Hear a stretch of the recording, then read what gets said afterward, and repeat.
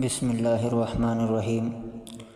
صحیح بخاری کی یہ حدیث مبارکہ جو فتنوں کے باب میں ذکر کی گئی ہے، ایک ایسی بصیرت افروز تنبیہ ہے جو امت کے لیے بیداری کا پیغام رکھتی ہے۔ یہ محض ایک واقعہ نہیں بلکہ ایک ایسی حقیقت کی نقاب کشائی ہے جو زمانے کے بدلتے ہوئے مزاج اور اخلاقی گراوٹ کی طرف اشارہ کرتی ہے۔ پہلے حدیث شریف دیکھ لیتے ہیں کہ نبی کریم صلی اللہ علیہ وسلم کی زوجہ مطہرہ ام سلمہ رضی اللہ تعالی عنہا نے بیان کیا کہ ایک رات رسول اللہ صلی اللہ علیہ وسلم گھبرائے ہوئے بیدار ہوئے اور فرمایا، اللہ کی ذات پاک ہے، اللہ تعالیٰ نے کیا کیا خزانے نازل کیے ہیں اور کتنے فتنے اتارے ہیں، ان حجرہ والیوں کو کوئی بیدار کیوں نہ کرے۔ آپ کی مراد ازواج مطہرات سے تھی تاکہ یہ نماز پڑھیں۔ بہت سی دنیا میں کپڑے باریک پہننے والیاں آخرت میں ننگی ہوں گی۔ آئیے اب اس کو فہم دین کی روشنی میں اس حدیث مبارکہ کی تشریح کرتے ہیں۔ پہلی بات ہے نبوی اضطراب، امت کی فکر۔ رسول اللہ صلی اللہ علیہ وسلم کا رات کے سناٹے میں گھبرا کر بیدار ہونا اس بات کی دلیل ہے کہ آپ صلی اللہ علیہ وسلم کے قلب اطہر پر اپنی امت کی فکر کس قدر غالب تھی۔ وہ بیداری محض نیند کا ٹوٹنا نہ تھا بلکہ امت پر آنے والے فتنوں کے مشاہدے کا ایک روحانی اضطراب تھا۔ آپ صلی اللہ علیہ وسلم کا کلمہ تسبیح یعنی سبحان اللہ کہنا اللہ کی عظمت اور حکمت کے اقرار کے ساتھ ساتھ ان فتنوں کی شدت اور ہولناکی کی طرف اشارہ ہے جو مستقبل میں امت کے دروازے پر دستک دینے والے تھے۔ دوسری بات ہے ازواج مطہرات کی بیداری یعنی عبادت کی ترغیب۔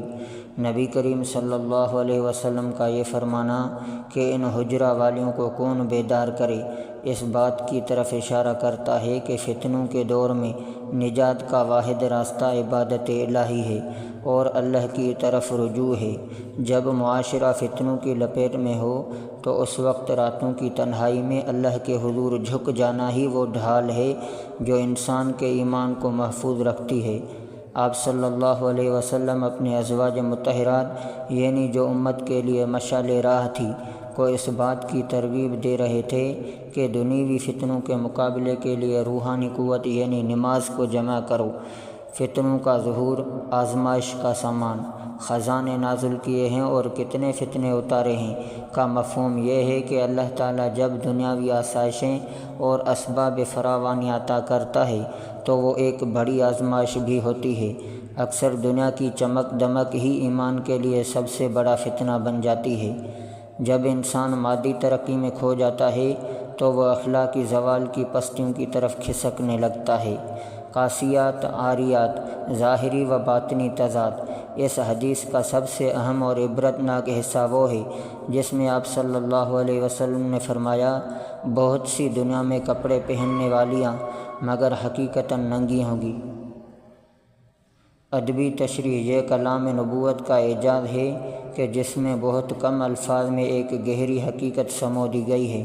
اس سے مراد وہ لوگ ہیں جو لباس تو زیب تن کریں گے مگر وہ لباس اتنا باریک یا تنگ یا بے ڈھنگا ہوگا کہ وہ سطر کو ڈھانپنے کے بجائے بدن کی نمائش کا سبب بنے گا۔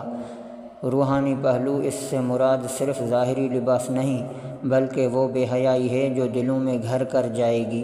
جب لباس کا مقصد سطر پوشی کے بجائے اپنی آرائش اور نمائش بن جائے تو وہ لباس پہنے ہوئے بھی حقیقت میں بے لباس یعنی ننگی کے مترادف ہے۔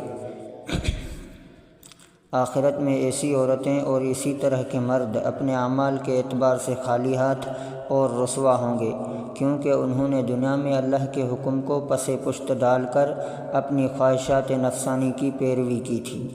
خلاصہ کلام یہ حدیث ہمیں یہ سبق دیتی ہے کہ جیسے جیسے زمانہ آگے بڑھتا ہے فتنے مزید پیچیدہ اور دلکش ہوتے جاتے ہیں۔ ظاہری نمائش، مادہ پرستی اور فیشن کی دوڑ میں انسان اپنے مقصد تخلیق کو بھول جاتا ہے۔ یہ ارشاد گرامی امت کو خبردار کرتا ہے کہ اگر ہم چاہتے ہیں کہ فتنوں کے اس سیلاب میں ہمارا ایمان سلامت رہے تو ہمیں لباس یعنی تقویٰ کو اوڑھنا ہوگا۔ حقیقی کامیابی مہنگے اور فیشنیبل لباس میں نہیں بلکہ اس حیا اور شرم میں ہے جو اللہ کی ناراضگی سے بچائے۔ یہ حدیث ہمیں یاد دلاتی ہے کہ اصل وقار آخرت کی کامیابی ہے، نہ کہ دنیا کی عارضی چکا چوند۔